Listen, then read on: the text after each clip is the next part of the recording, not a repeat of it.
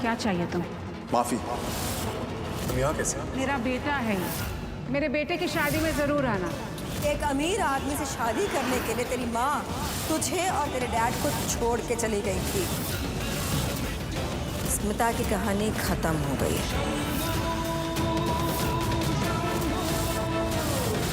जी हाँ दोस्तों, आप सभी मन पसंद कुमकुम भाग्य आने वाला आपका भी काफ़ी ज़्यादा इंटरेस्टिंग और मजेदार होने वाला है दोस्तों, जहाँ पर तो आपको देखने के लिए मिलेगा जो इसे कुमकुम भाग्य में कुंडली भाग्य को कोलैब कर दिया गया है, जिसमें कि जो करण प्रीता को ढूंढते हुए आता है और जब प्रीता को एहसास हो जाता है और प्रीता को उसी समय हो जाता है और उसी समय बोलते ही करण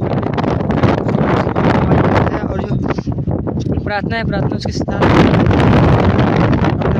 शादी होने वाला इसमें मुझे निकल जाता है और दोस्तों आगे जो काफ़ी ज़्यादा मजेदार हो दोस्तों, इसलिए हमारे आगे अपडेट और चैनल नए आए हो चैनल सब्सक्राइब करें गाइस, जरूर दबा लीजिए गाइस।